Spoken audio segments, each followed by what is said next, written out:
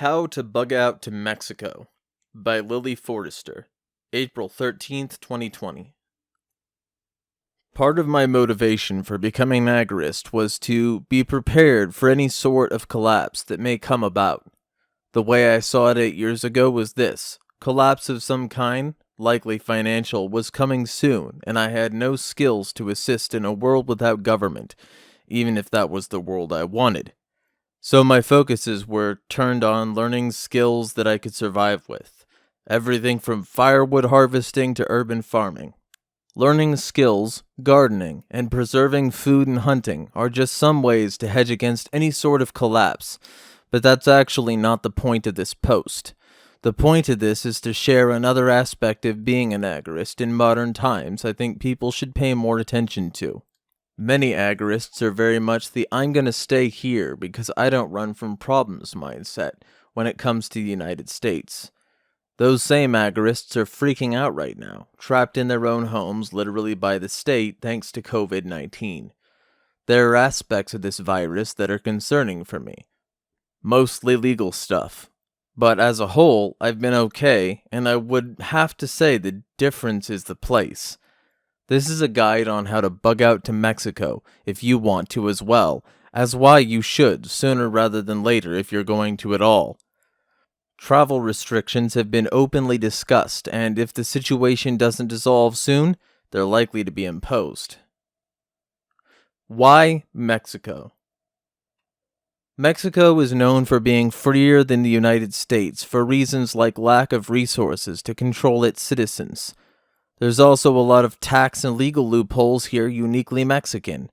In regards to COVID-19, Mexico has been surprisingly chill. The only areas to really go on lockdown are places like Mexico City, which even just locked down very recently, as I was there less than a month ago and things were pretty busy there still.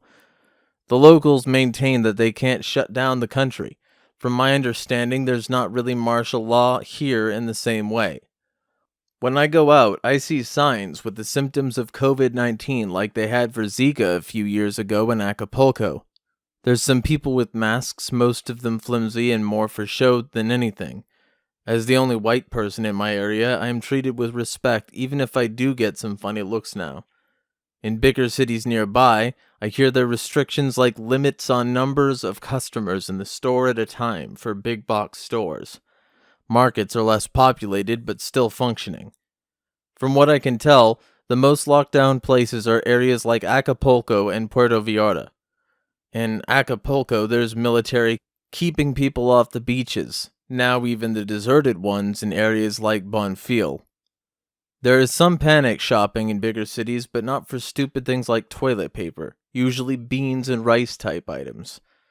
Mexico is still incredibly cheap, more so actually currently because of the current dollar to peso ratio because of COVID-19. I can still go out on hikes, but I also live in an area where there are a few cops, so I'm not likely to see anyone on those, let alone cops. Where in Mexico? Avoid tourist areas. If some gringo friend of yours recommended it, try anywhere else. Preferably small mountain cities that produce food. Tourist areas are the last place you want to be in true collapse. Save those for if and when the crisis dissolves. In the event of a collapse, you want farmers as neighbors, not empty bars and restaurants and a bunch of desperate souvenir vendors. You'll experience the most freedom in areas with small populations. I have my own little slice of heaven I'm keeping private, but there's about 1,000,000 other small towns you can try here. How to travel. According to the internet, plane travel is still an option. There just may be tighter security precautions. However, I recommend traveling by your own vehicle if you can. Having a vehicle, especially in small-town Mexico, is extremely helpful. It's also a lot of fun to drive here, so for those of you who enjoy the sport of driving without having to deal with stupid things like tickets for too wide of a left turn, Mexico is for you. When driving Mexico, you get a temporary permit for your car to be here during the duration of your visa.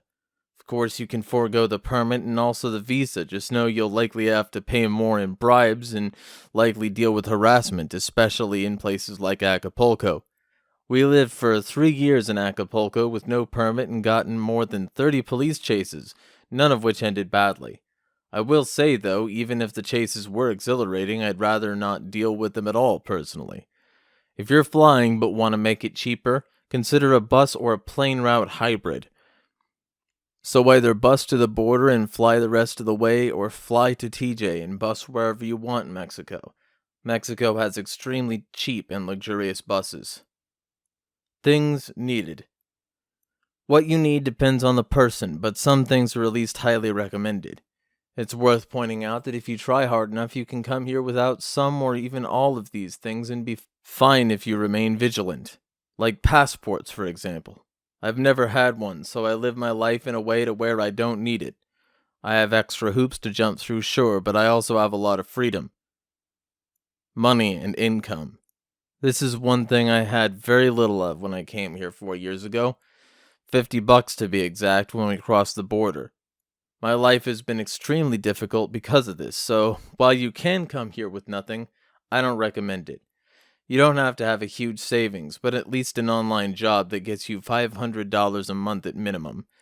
However, if you're a hard-working person with a laptop, you can always get here first and worry about the job after. Just know you'll have to hustle your ass off. Vehicle. Useful for getting around. Although there is countrywide transportation for people, even in the desert, that is pretty cheap. Most useful for moving quickly if you have to. Passport or papers. So, yeah, another one I don't follow, but this one I wish I did. It's pretty hard existing here without paperwork. If you have no other choice, do what you need. Just know that it can get pretty frustrating. The good news is the fun stuff and quality of life makes the frustrations worth it. For me, anyway. Garden seeds. I know this is a sore spot because apparently a virus makes vegetable seeds in the US to be an unessential item during these days. If you intend to start any kind of garden, bring as many seeds as you can because the seed collection in Mexico is surprisingly limited, especially when it comes to things like heirloom varieties of, well, anything. Tools. There are tools here, but sometimes there's things in the US that are just a little higher quality. Generally more expensive, too. When I moved to Mexico, we brought with us 2 Fisker's axes and a Fisker's hatchet because we knew we wouldn't be able to find them there. And we were right. 4 years in, and I still have yet to see a Fisker's axe. Cast iron anything.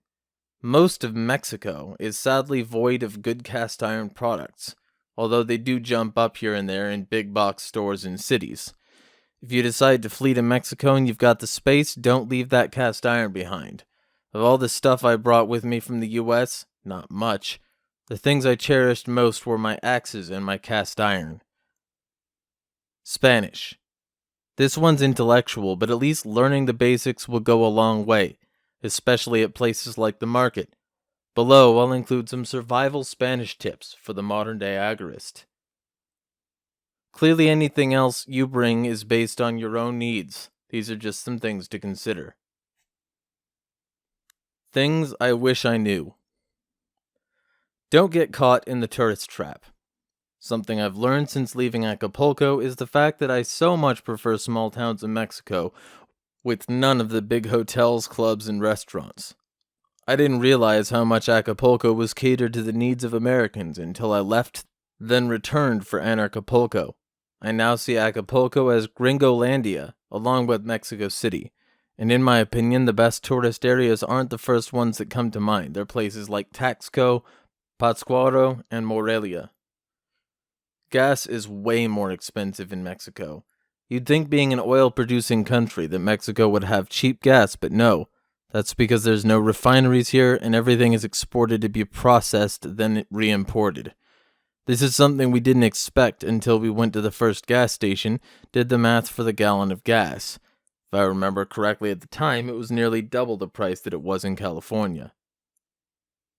All of Mexico is beautiful.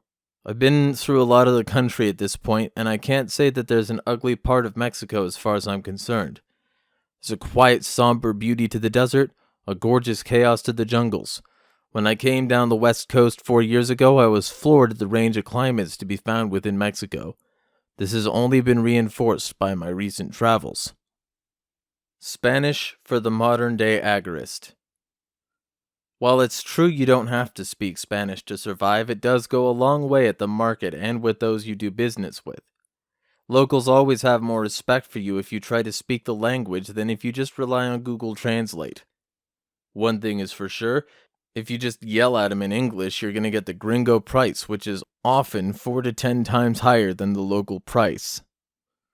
I've assembled a list of the essential terms to know in Spanish to have the best time you possibly can at the market, tailored for markets and sales. Hola, ¿cómo está? Hi, how are you? It's simple, most people know it, yet it goes a far way in earning the respect of those you buy from. ¿Cuánto cuesta? How much does this cost? One of the very first phrases I was taught when I went to the Central Market in Acapulco, and is one of the phrases I still use most to this day. As an agorist, the most important thing is knowing the cost. Quiero más barato. I want it cheaper. I'm going to start by saying that I can't guarantee correct grammar on any of this, because I'm still not fluent. But I can say that these phrases have worked to get me what I want in negotiations at the market, and that's really all that matters to me at this point. Sometimes they'll show you cheaper options, others they'll drop the price. Sometimes you'll get them laughing at you. It's always worth a try. Muy caro, very expensive. This is a phrase you say for when you're buying items that aren't clearly marked with a price. Clothes and things like that are often left unmarked so that they can charge you whatever they think you'll pay. Some people dislike this, but it's easy to get around the bullshit and still get things for at least close to the local price. Note: if you have an object someone recommended where they told you the price and you find it in public, just ask them if the item costs that much. This requires knowledge of the numbers, my next point. But if you toss the price out there, they'll either agree or try and correct you with a higher price. There have even been times I got a lower price for doing that. Numbers. There are clearly too many to list here. Duolingo does a good job of teaching numbers, but you can learn them anywhere, really. There's some of the easiest words to encounter and the ones you'll likely hear the most. It took only a few months of living here before I understood all the numbers. Buen provecho. Good blessings, health, etc. This is commonly said when you're eating. It took me 2 months of being in Acapulco and eating at my friend's restaurant to have people saying that to me before he explained what it meant. For manners, when you go to a restaurant and you walk by others eating, you say buen provecho or provecho. They usually return with gracias, thank you, which is what you should say if someone says it to you. The thing to consider about Mexico is there's a much higher agorist population here, and most don't even know it. Most of these people know to exist on their own, many of them live off their land. If you can find yourself a food-producing town, you might find them supporting you instead of stealing from you like you'd have in the United States once things really start to get desperate. At the very least, Mexico's the perfect place to pass time where we are told we can't do anything. End article.